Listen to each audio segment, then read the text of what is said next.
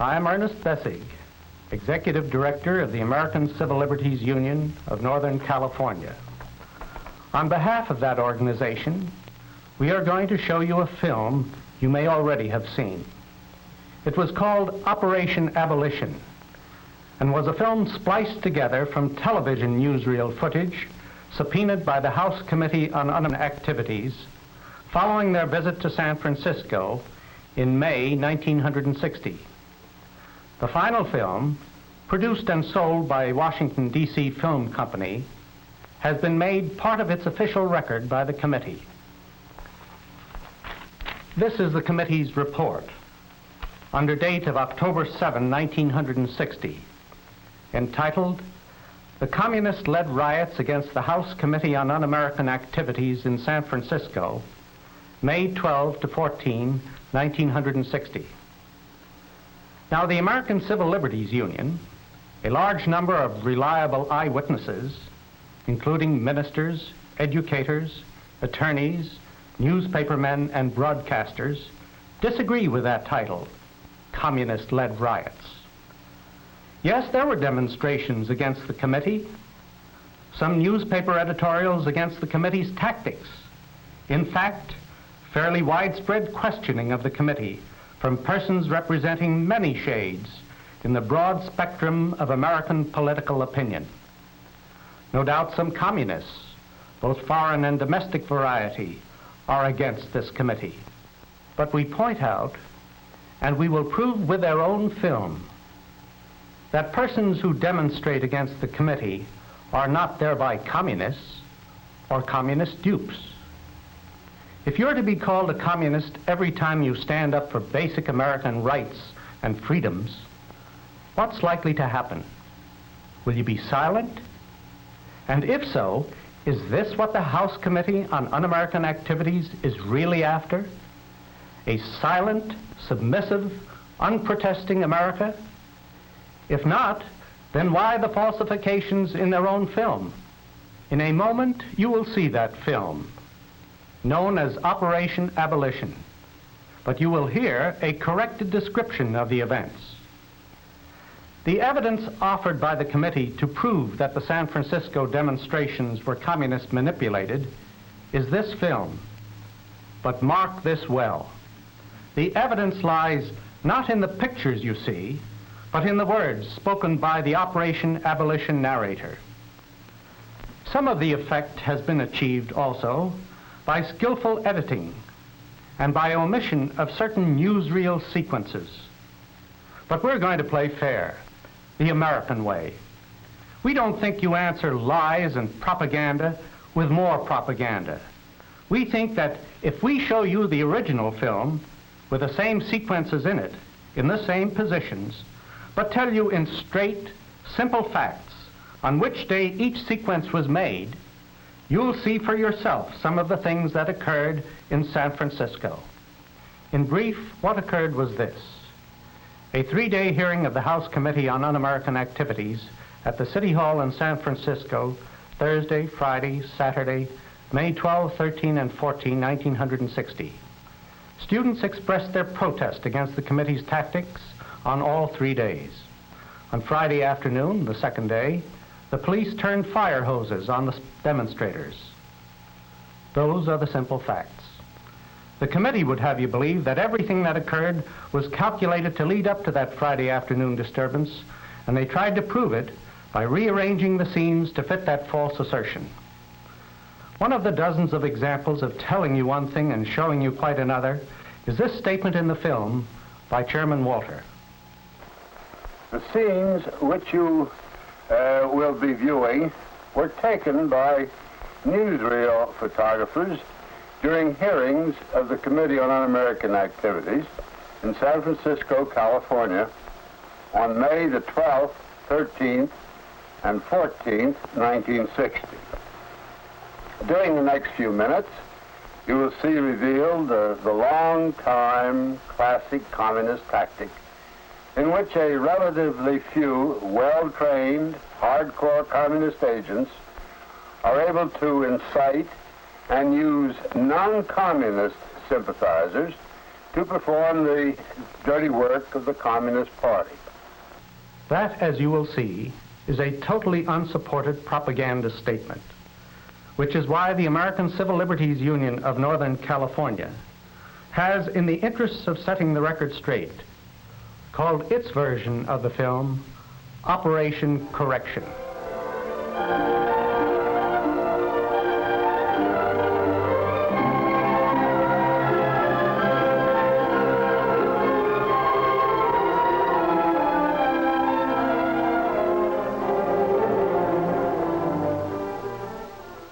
These films were made outside the San Francisco City Hall on Thursday, the day before the police hosing.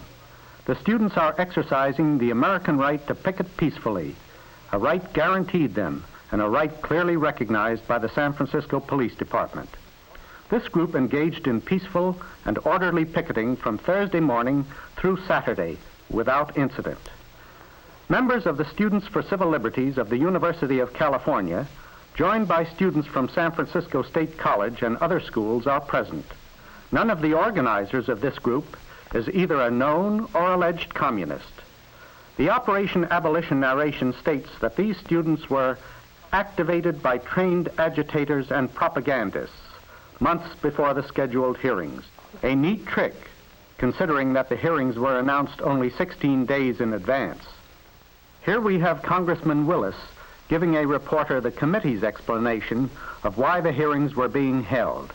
With respect to the general operation of the communist conspiracy, wherever it may lead. It's a mandate. That law has been on the books for probably over 20 years. We receive our appropriations and are audited every year to maintain this general surveillance of the communist operations with the view of amending, improving, correcting laws having to do with our internal security, the Internal Security Act of 1950, Foreign Agents Registration Act, the Smith Act, and so on. This is part and parcel of our general studies of the machinations of the communist conspiracy. The committee hearings had been announced as public hearings, meaning that any citizen might go and see what his elected representatives to Congress were doing. One group of students was at this moment inside the City Hall, waiting to get into that hearing. In order to show you how the committee has falsified the facts by stringing scenes together without regard to the true sequence of events, from time to time, we're going to supply subtitles to indicate when the scenes were actually taken. But now, let's listen to the original narration.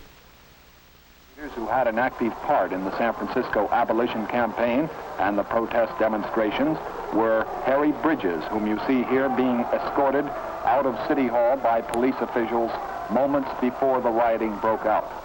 The truth is that Bridges was having lunch when the disturbance occurred and did not arrive at the City Hall until the hosing was over and order had been restored. FBI Director J. Edgar Hoover has reported the correct time of Bridges' arrival, and Congressman Walter finally admitted, quote, that the commentary is in error in stating that Bridges was escorted from City Hall before the rioting broke out, end quote. And order had certainly been restored when this scene was filmed, because this took place Saturday, the day after the fire hosing. Here's Archie Brown, a subpoenaed witness, described as playing a major role in inciting the demonstrations. He's doing no inciting here because one of these scenes took place on Friday and one on Saturday, both after the fire hose incident. The committee would have you think that the students are guilty of associating with Archie Brown simply because they were also at City Hall. In the present sequence, Brown is exercising his legal rights in distributing leaflets. This is Merle Brodsky, another subpoenaed witness, described as participating in the chanting and singing demonstrations immediately outside the hearing room. Brodsky was acting completely on his own. When he tried to get cooperation from student monitors of the picket lines, he got a flat turn down. Here is Douglas Wachter. The committee falsely claimed he played an important part in the student demonstration. The fact is, Douglas Wachter was forced to attend as a subpoenaed witness. He was not a leader of any demonstration. You will note that he is just finishing his testimony. Yet this shot shows him in the hallway with the students awaiting admission to the hearings. Now remember, the committee hearings were supposed to be public, so a lot of people came to attend simply as spectators. They queued up outside the hearing room, waiting to be admitted.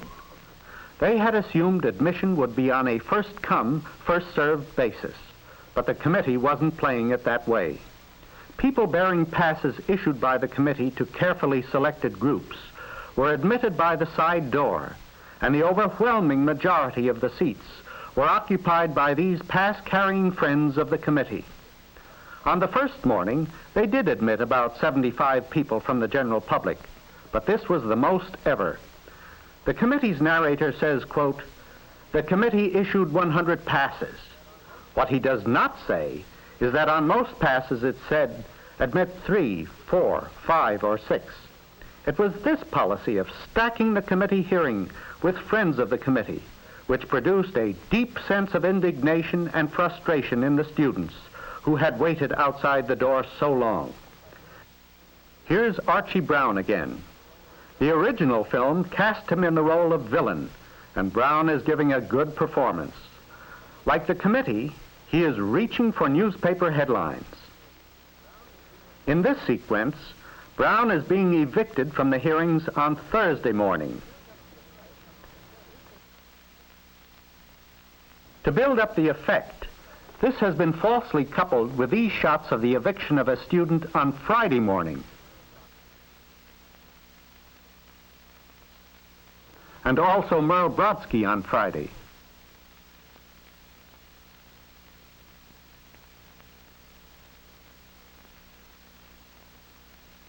A glaring example of how the film transposes scenes is shown in the reappearance of Douglas Wachter. Wachter was previously shown leaving the witness stand. Now he's just appearing on the stand and testifying at some length. Remember, Wachter was forced to be present because he was subpoenaed. Unlike Archie Brown, Wachter didn't behave badly and wasn't tossed out of the hearings. Why then does the film spend so much time with him? It is because he is an alleged communist and a college student. Because you see one alleged communist student and then many other students, the committee would have you lump them all together and believe that all of the demonstrating students were communists. This is known as guilt by association, the committee's favorite weapon in smearing all kinds of people. Let's listen now to the mild-mannered Douglas Wachter testifying. It punishes individuals and groups for their political ideas and associations through public exposure and condemnation. Now, I'm sorry. You are refusing to answer on the basis of the First Amendment. Is that correct? I have objected to the question. It punishes individuals and groups for their political ideas and associations through public exposure and condemnation, often resulting in economic sanction. I cannot cooperate with the committee in answering any such questions. I feel I have an obligation as a citizen of this country to preserve the Constitution, and I do not feel I can do so in good conscience by allowing the House Un-American Activities Committee to inquire into my beliefs or associations. Wachter is then ordered and directed to answer the question whether he is a Communist Party member. Here is his response. I decline to answer that question on the grounds previously stated, and I also respectfully refuse to answer that question on the constitutional grounds that I cannot be forced to bear witness against myself. Perhaps these crowd shots were designed to link Wachter to the demonstrating students.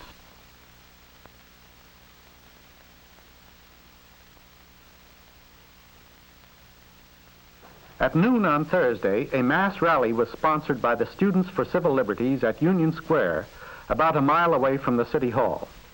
A minister and 2 California assemblymen addressed this rally and denounced the House Committee on Un-American Activities as a threat to civil liberties. After the rally, the students marched back to the City Hall and began to picket outside the building under the direction of monitors wearing armbands. They carried signs critical of the committee.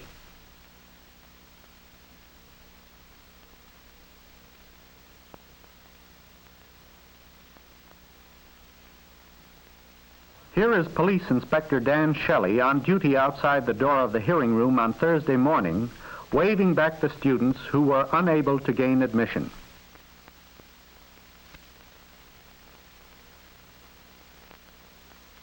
At the close of the Thursday morning session, and mainly while the committee was recessed, a group of subpoenaed witnesses engaged in a demonstration inside the hearing room. They chanted, "Open the door." This was followed by the singing of the Star-Spangled Banner and the reciting of the Pledge of Allegiance to the flag, and then repeated chanting of, "Open the door." The connection between these subpoenaed witnesses and the students protesting the committee is never made clear. The subpoenaed witnesses, the stars of this show, didn't picket with the students, and the students were extremely careful to have nothing to do with the witnesses. Yet this cutting back and forth, these honest and accidental mistakes, to quote Chairman Walter again, would have you believe that there was a connection. The original film distorted the account of the demonstration in the hearing room in three ways. First of all, it concealed the fact that most of this time the committee wasn't even in session. Second, it hid the immediate reason for the demonstration. The fact was, some of the subpoenaed witnesses had presented a petition to the committee asking them to move to a larger room, or else admit people on a first-come, first-served basis. The committee refused to consider the petition. And third, students were justifiably angry over the seating policy, the fact that almost all of the seats were filled by people carrying the committee's white cards. Now remember, this demonstration occurred at the close of the Thursday morning session, and mainly while the committee was recessed. Although the way the film is pieced together, you'd think it happened Friday, just before the police hosing. It just wasn't that way at all. Now let's listen to the demonstration.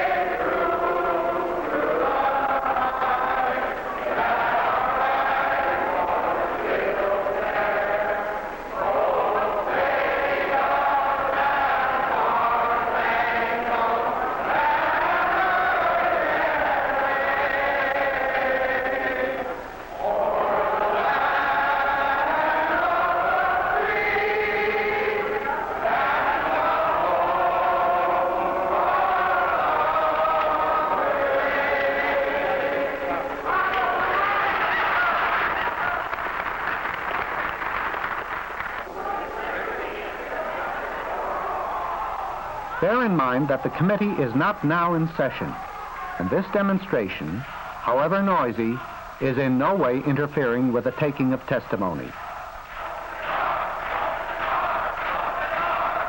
Open the door! Open the door! Open the door! Open the doors! What are you afraid of? Open the doors! Here comes the goose squad! This is Americanism! Watch this Americanism in action! Oh, watch this Americanism in action! Watch this Americanism!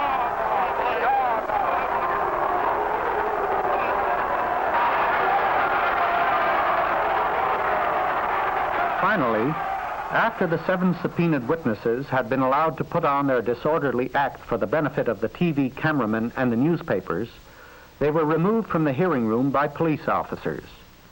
They could have been removed much sooner, since police were on duty throughout the hearings. But it served the committee's purpose to allow the demonstration to be prolonged. In fact, both the committee and the demonstrators were bidding for headlines. Chairman Willis opens Thursday afternoon's hearing session with a request for order. That these hearings have been conducted in a dignified fashion. The only urgent reason why the peaceful door is not open is this. In no courtroom in America are people allowed on the side aisle unless they're orderly. In no picture show or other public function are people allowed in the side aisle without being orderly. That is the only reason why this thing has been brought about. We were very patient this morning. We will continue to be patient, but firm and decisive. Now, this thing was brought about by disorderly conduct this morning.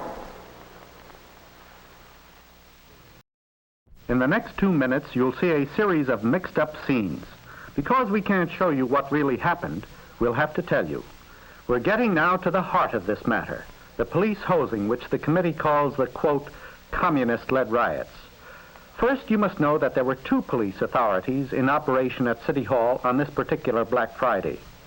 There was no apparent liaison between them. On one side was Sheriff Carberry.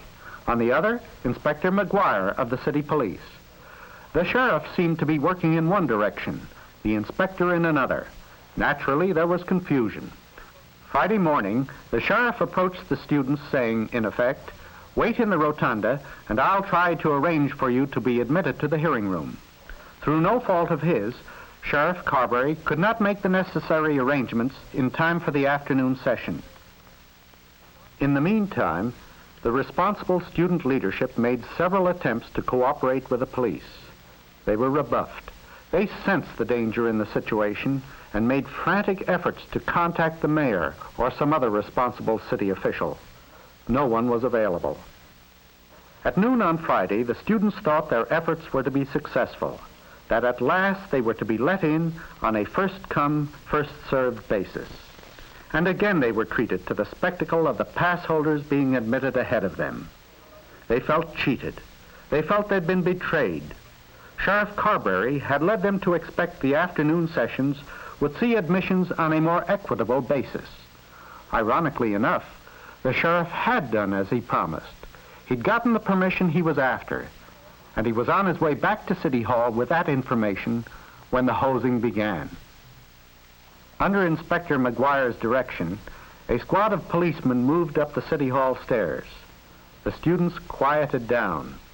They expected the police to make some statement, some request for them to leave the building, but nothing was said. The committee's version keeps emphasizing that the students were warned. It's true the police asked a few individual students to leave, but there was never a general warning to the students. No hint was given of what was to come.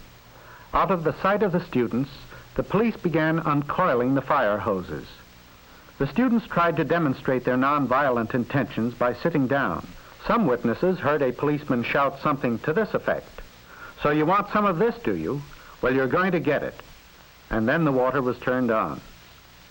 That's what really happened. But here's the committee's version of what happened. When one officer warns that fire hoses will have to be used if the crowd does not disperse, the demonstrators become more and more unruly. One student provides the spark that touches off the violence when he leaps over a barricade, grabs a police officer's nightstick, and begins beating the officer over the head. As the mob surges forward to storm the doors, a police inspector orders that the fire hoses be turned on. Well, you surely know that Robert Meisenbach was acquitted in his San Francisco trial.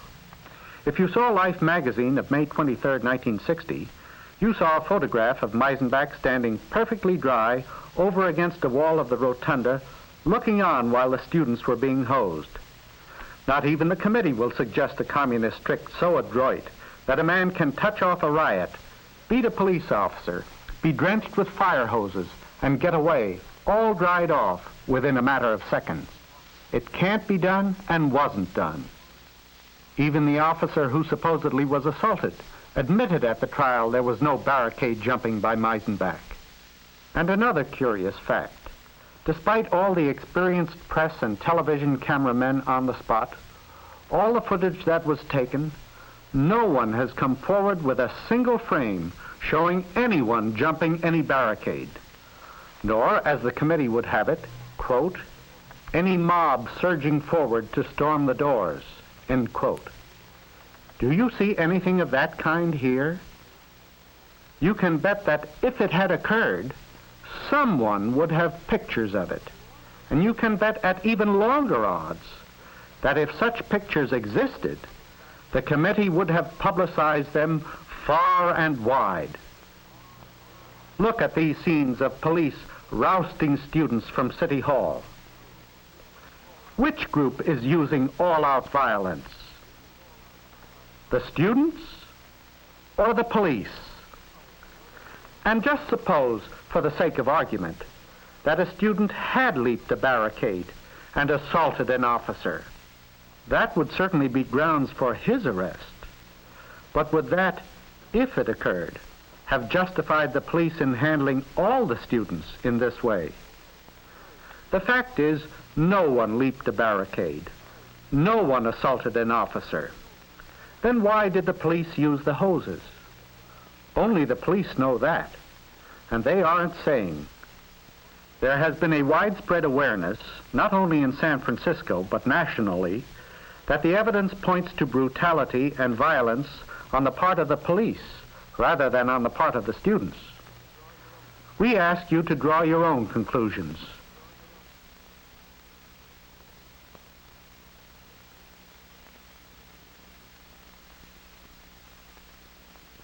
Remember that most of the scenes you saw just prior to the hosing were actually taken the day before, on Thursday. But the makers of Operation Abolition weren't satisfied with the truth. It wasn't dramatic enough. It didn't prove their point about a communist-led riot. So by combining the two demonstrations, the film editors were able to create a distorted, untrue but persuasive effect. As we said before, Representative Walter has tried to defend himself by saying the errors in the film are purely accidental. You know now they were not accidental. When the committee subpoenaed the film from the photographers, all sequences were properly dated and labeled. There was no excuse for error, no excuse for mixing up the true sequence of events.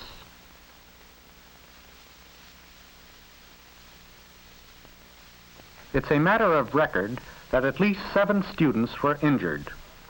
What Operation Abolition didn't include was the original newsreel film showing injured students lying prostrate and apparently unconscious on the floor of City Hall or outside on the ground. Such scenes were carefully deleted by the committee's producers. In contrast, see now what tender concern they have for the police. In the words of the original narrator, and none injured. 4 students suffer minor injuries. 8 policemen are injured to the point where they require hospitalization. 5 officers were seriously hurt, 2 suffering heart attacks, and 3 are treated for deep cuts. Here you see Patrolman Frank Dunphy, aged 61, who suffered a stroke when he was knocked down by student agitators. this makes a good story from the committee's point of view.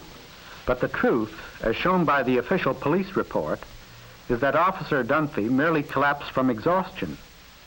And other police injuries were minor. Why shouldn't they be minor? No one was turning hoses on the police or dragging them downstairs.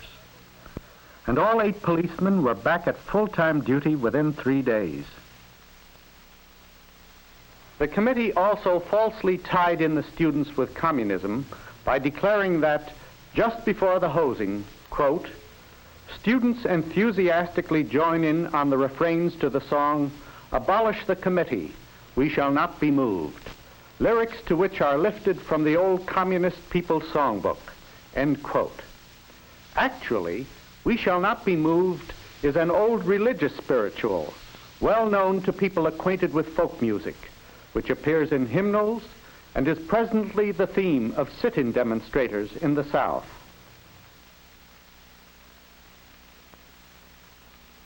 These are the arrested students being booked. Later, charges against all but one, Robert Meisenbach, were dismissed, and Meisenbach was acquitted by a jury after less than 3 hours of deliberation. Now, with all the talk in the committee's film about communist leaders and communist dupes, only 2 of those arrested are even alleged to be communists. And these 2 joined the group only after the hoses were turned on. So even this flimsy pretext by the committee of communist provocation of police falls flat. Now the film shows you some more so-called evidence of communists agitating California students into opposing the House Committee on Un-American Activities. This includes clippings from the Daily Californian and the San Francisco Chronicle. The implication is that these news stories on events surrounding the hearings are a result of communist inspiration. Showing a page from a newspaper obviously doesn't prove this claim, nor do continuing scenes of pickets and crowds taken at various times during the hearings.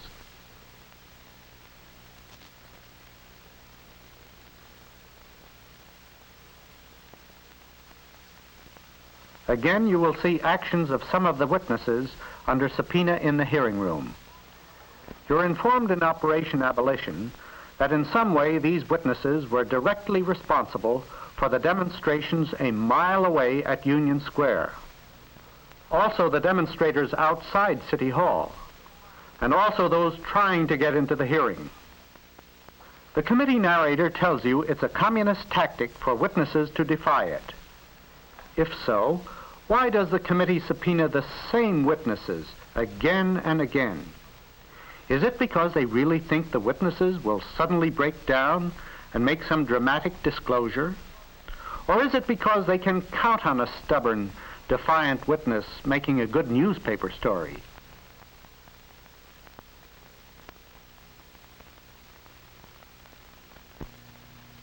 The committee doesn't like statements from unfriendly witnesses. Its rules say that any statement can be rejected as an attack on the committee. So any witness who dares disagree has no way of being heard, either verbally or in writing, without the committee's indulgence. Here we see Archie Brown attempting to read just such a statement. I live at 1027 Brussels Street, San Francisco. I am a longshoreman. I want to state, Mr. Chairman, that, You're still on I have something to tell the committee.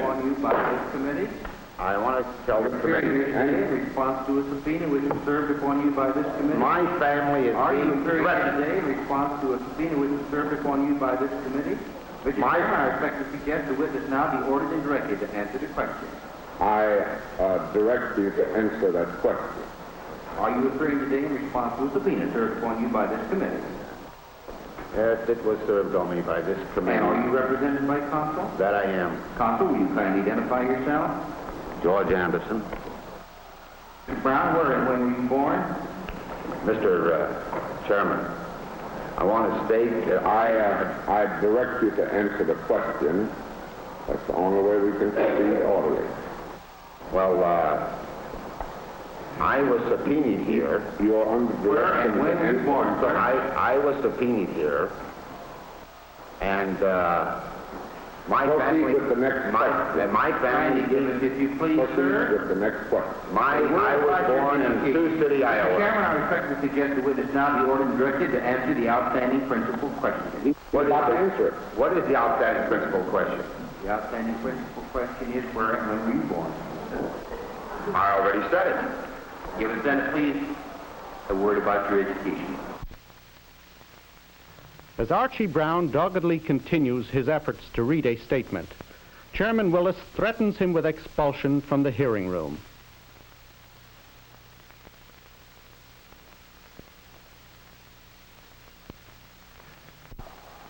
Under the rule of the committee, you may file that paper with our director at this time, if you wish to.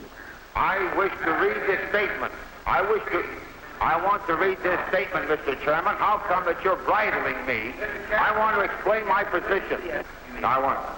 All right, I want to. You may file the statement, you may not read it. I want to read my statement and want to make a motion. I direct you, sir, to escort the witness outside the courtroom. Amendment 14 of the Constitution. And Archie Brown is forcibly removed for the third time.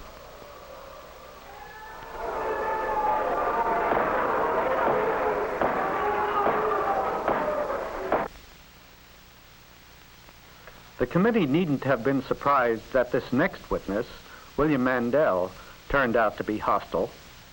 Their narrator described him as, quote, an identified agent of the Communist Party, end quote. What did they expect? Well, they expected an outburst, because this is great publicity. In fairness to Mr. Mandel, it should be said that the testimony you hear was presented out of context.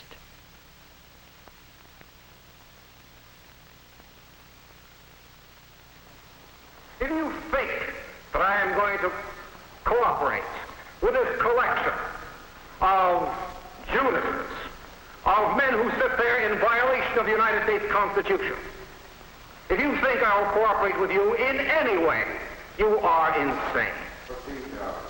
Now, sir, we elect here.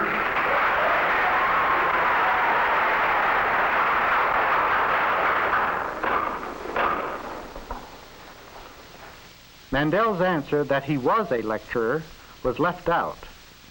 And now we hear only part of his answer to the next question, whether he was a party member and lectured as such. This question has no purpose other to harass me.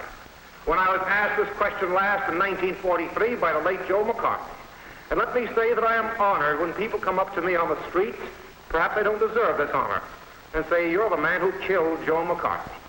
Because I happened to appear on the first day of the book-burning hearing, and I did my best to conduct myself in the manner which I'm conducting myself today. If there were any such evidence against me under any law, the proper authorities could move against me. This body is improperly constituted. It is a kangaroo court. It does not have my respect. It has my utmost contempt. And I am not going to answer that question, sir.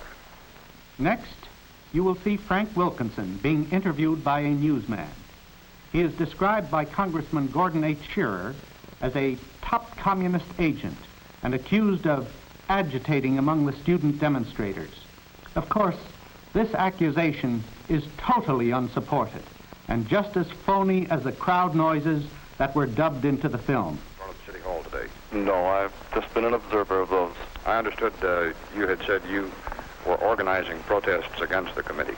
Yes, one of the things that our committee does and that I do for our committee is to come to each community when the committee issues its subpoena to assist the subpoenaed persons and others in the community who are not familiar with the kind of unconstitutional behavior that this committee carries on, to assist that community and to assist those subpoenees in their own self-defense. In the committee hearings today, you were called an international communist agent. Are you a communist? That's a very flattering remark. I've been frequently called a hardcore communist, a local communist by Mr. Ahrens, but never an international communist. As far as the basic question is concerned, until the Supreme Court has answered the fundamental constitutional question, which is now pending in my case, which is one of the 36 First Amendment test cases of this committee, until they have resolved this matter and declared these kind of questions under compulsion to be illegal and unconstitutional, I refuse to answer the questions away from the committee, just as I refuse to answer them directly to the committee when I've been called. Now you've seen the film known as Operation Abolition, but accompanied by a narration of facts rather than unfounded statements and deliberate distortions. I'm sure you now see that what happened in San Francisco was not a communist-led riot, nor even a group of young Americans being duped by communists. Once you recognize this truth, two questions then arise. Why were the students there? And why did the House Committee on Un-American Activities make this film? First, the student demonstrations. Increasingly, students have become passionately involved in civil liberties issues. These are good, forthright American issues, going back a long way to the Declaration of Independence, to the Bill of Rights, and coming right up to today with our serious national concern for the civil rights of all Americans. There's a difference between communist dupes and high-minded young men and women proud of their country's traditions of freedoms, so openly proud of that tradition that they had the courage and conviction to protest the violations of those freedoms by the Walter Committee. The students protested by peaceful picketing. They sought admission to what had been announced as a public hearing and were denied on flimsy, frustrating, and conflicting grounds.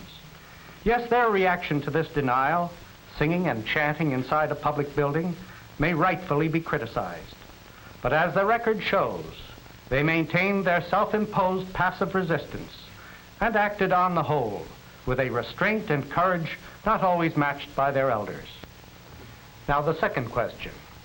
Why did the House Committee on Un-American Activities twist and distort this whole episode? Why did they place scenes out of sequence? Why did they leave out certain scenes?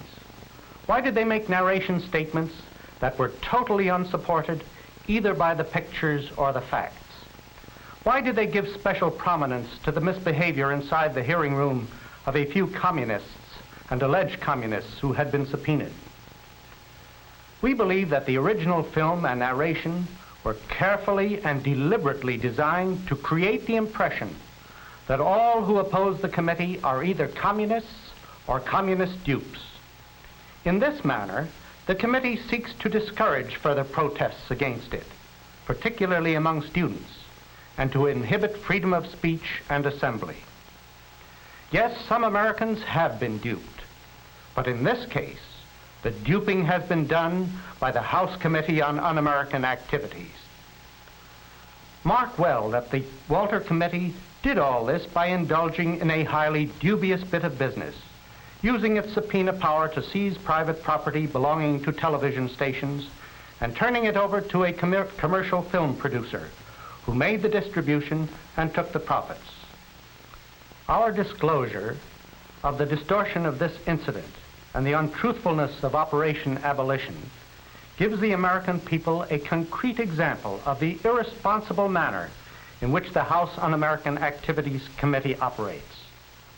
The ACLU supports the statement of the New York Times when it says, "This whole un-American operation by the Un-American Activities Committee is evidence not of the need for its continuance, but need of its abolition, a course we have urged before."